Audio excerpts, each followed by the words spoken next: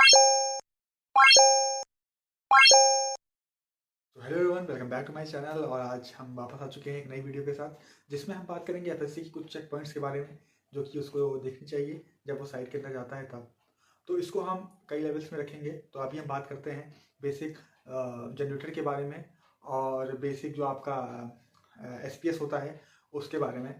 सो SPS जो होता है, पहली बार मैंने वीडियो में बताया हुआ है, वो आपका एक मेजर रोल प्ले करता है साइट की ऑटोमेशन के लिए। और साइट का ऑटोमेशन जो होता है वो मेनली डिपेंड करता है एसपीएस और जनरेटर के ऊपर, क्योंकि यही दोनों एक सोल रिस्पॉन्सिबल होते हैं साइट के अप टाइम को मेंटेन रखने के लिए। और साइट में कोई भी फ्लक्चुएशन जो आती हैं वो इन्हीं दोनों की वजह से ही आती हैं। तो बात करते हैं सबसे पहले एसपीएस में। तो एसपीएस में आपको सबसे पहले चेक करना है कि आपके जितने भी एसपीएस में कॉन्ट्रैक्टर्स लगे हुए हैं वो सब प्रॉपर वर्किंग कर रहे हों, और उसमें से किसी कॉन्ट्रैक्टर या एमसीबी में किसी भी तरीके का बाईपास ना हुआ हो, जो कि आप अपने एसपीएस को जब ओपन करोगे, अगर वो आपका डेल्टा का एसपीएस है तो आपको ऑटोमेटिक वहाँ सामने दिख जाएगा। और अगर इंटेलेक्स वाला है तो उसमें आप पीछे का पैनल खोल के भी देख सकते हो, तो उसमें आपको प्रॉपर दिख जाता है कि कहीं बाईपास हुआ है कि नहीं हुआ है। ये बेसिकली बाईपास इसलिए किया जाता है ताकि जो है आपका जो साइट का ऑटोमेशन है वो ना हो, और कुछ देर के लिए बैटरी पे साइट और चल सके। तो इसको आपको चेक करना है, क्योंकि इसकी वजह से बैटरी के जो सेल्स होते हैं उन पर लोड पड़ता है और वो ख़राब होने की पॉसिबिलिटी बढ़ा देता है। फिर नेक्स्ट बात करते हैं हम लोग डीजी के बारे में, जो कि होता है डीजल जनरेटर।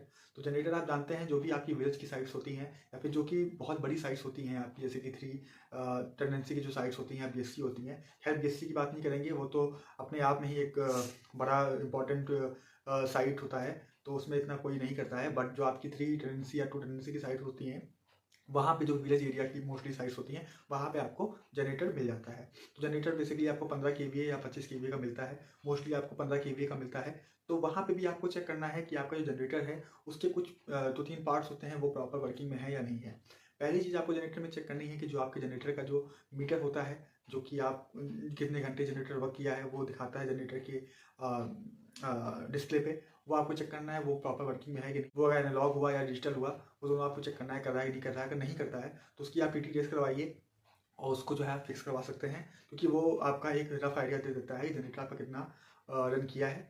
और बाकी तो आपको एसपीएस से भी डाटा मिल जाता है जनरेटर का।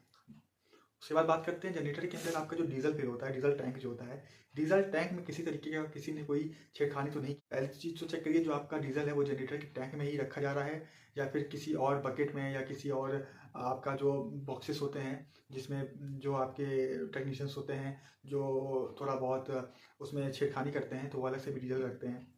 तो वो नहीं होना चाहिए, क्योंकि वो डीजल से आपका जनरेटर चलता तो है, बट उसकी वजह से डीजल के जनरेटर पे इम्पैक्ट भी बहुत होता है। तो ये चेक करना है कि डीजल आपका टैंक में होना चाहिए।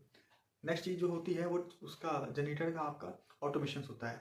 ऑटोमेशन इसलिए क्योंकि अगर डीजल जनरेटर एक बार में स्टार्ट नहीं हो रहा है या 2 बार में स्टार्ट नहीं हो रहा है, तो आपका डीजी फेल का अलार्म लगना चाहिए। ठीक है, ये आप चेक कर सकते हो। साइड के आप मेंस को ऑफ करते हो तो आपका एसपीएस कुछ देर के बाद सिग्नल देता है ताकि वो डीजी को ऑन कर सके। अगर वो डीजी ऑन नहीं हो रहा है तो डीजी फेल का अलार्म लगा रहा है कि नहीं लगा रहा है, ये भी आपको चेक करना है, क्योंकि अलार्म की पैचिंग जो होती है वो भी एक मेन रोल है, जिसकी वजह से काफ़ी सारे जो आपके साइड डाउन्स होती हैं वो हो जाती हैं, क्योंकि अलार्म जो होता है गलत पैच किया जाता है और दिखाता कुछ और है।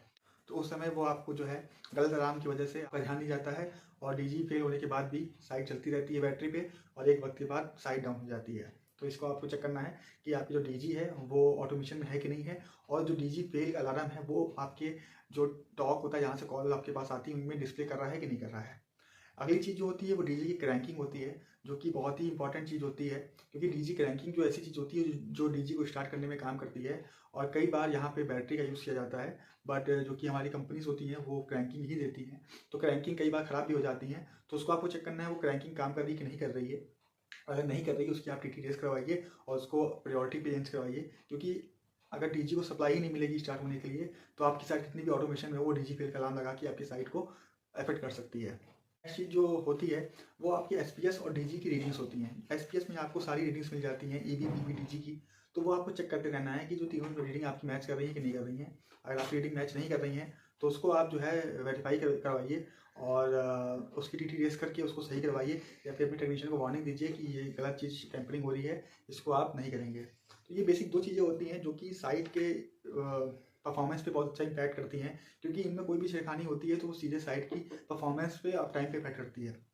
तो एसपीएस में हमने जो मेन चीज़ थी वो बता दी, एसपीएस की रीडिंग, एसपीएस में जो कॉन्ट्रैक्टर्स लगे हुए हैं उनकी टेम्परिंग, और उनकी जो एमसीबी हैं उनकी टेम्परिंग, ये चीज़ें नहीं होनी चाहिए और रीडिंग प्रॉपर होनी चाहिए। और डीजी में आपका डीजी मीटर, डीजी का फ्यूल टैंक, उसके बाद डीजी का जो है आपका क्रैंकिंग, डीजी का आपका जो है डीजी पीएम कब हुआ है ये भी आपको ध्यान रखना है कि डीजी पीएम कब हुआ है, जो प्रिवेंटिव मेंटेनेंस होता है डीजी का, क्योंकि उसकी वजह से डीजी की जो लाइफ होती है वो बढ़िया रहती है।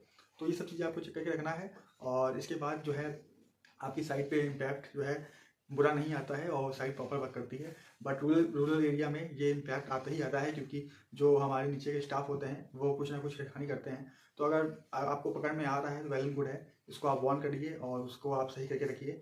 जब आप जाते हैं तो साइट को एकदम ओके करके ही निकलिए, इससे आपकी साइट की परफॉर्मेंस अच्छी रहेगी और आपका भी लोड रहेगा वो कम रहेगा। चाहे वो रात में लाइट जाए चाहे दिन में लाइट जाए, तो वो आपका एक भागम भाग वाला काम नहीं होगा। तो इस वीडियो में सिर्फ बेसिक मैंने बताया इन दोनों के बारे में।